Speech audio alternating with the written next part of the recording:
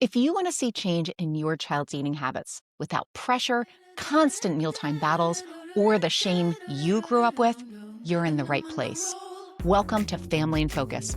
I'm Dr. Wendy Schofer, the pediatrician helping parents lead meaningful change without harm. Here we focus on the connection and practical shifts that help families thrive at every size. Let's get started. Let's talk about, honestly, the biggest misconception about changing your child's weight and eating habits. The biggest one. This is the question that parents are asking. Well, honestly, they're telling me all the time. Just tell us what to eat. Tell us what needs to change, how to feed our kid, how to cook. And I need you to hear me loud and clear.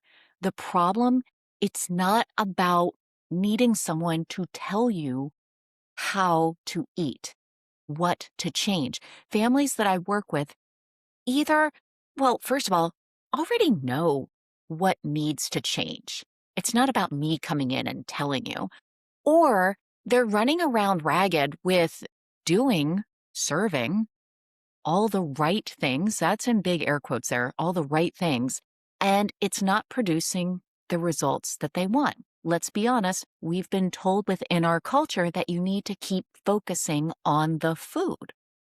So consider this. When we are looking for, once again, the air quotes, the right answer of how to cook, how to eat, we run ourselves ragged with, going to different consults with dietitians. By the way, dietitians are fabulous. But we're running all around looking for the right answers. Then we go to nutritionists and meal plans and recipes, and everyone from Aunt Sue, hi to my own Aunt Sue, to Joe Bro Blow 294 on YouTube and all the different online forums.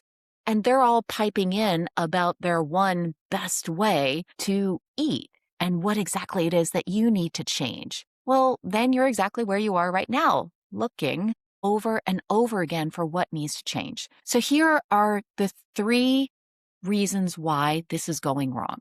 So first of all, number 1, there is no one right way to eat. There is no one diet that rules them all. And there's a lot of evidence for a lot of different ways of eating to be healthy, to create health outcomes that you want. And while there are definitely some parts that you may want to beg, borrow, and steal from these different approaches to eating and use them in your household, well, to be honest with you, there's a reason why you're not already doing that in your household.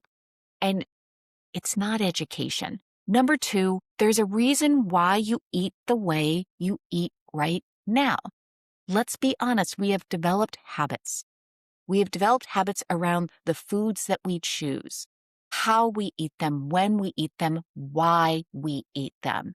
And if we don't understand why we're doing what it is that we're doing right now, if we're not understanding how that is the easy, the convenient, the practice that we have had over and over again, AKA our habits, don't understand why we're doing that, just coming in and saying you need to eat differently isn't getting to the heart of why we do it in the first place, why it makes sense, and how often the reason that we eat right now is often a coping strategy. It's a coping mechanism. Well, we need to know what it is that we're coping with. It's not about the food. It's about the rest of our life. And number 3, it's not that your diet is wrong. Remember here that I'm talking about diet simply as a way of eating, not about some kind of change or restriction. So I have families coming to me sharing all of the wonderful things that are already happening in their diets, their ways of eating, the time that they spend together, the way that they're enjoying meals and food, and again, time together, the composition of their meals. And they still want me to tell them what to eat or how to do things differently. It's not about the food. So yes, I am an expert in nutrition. I have honed it over 22 years of practice. And it's time that we have a much more detailed discussion about what is actually happening in your home. Yes, about meals, but also about why you're concerned. Perhaps about eating habits, perhaps about weight, and to pause there without diving into creating changes, without first understanding one, what is already happening, two, the good things that are already there, already happening in your household.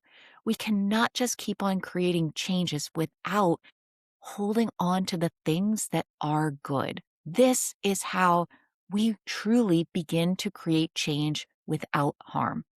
It starts with us. It starts with us not listening to all of those messages about how everything needs to be changed and we need to focus on the food and the weight.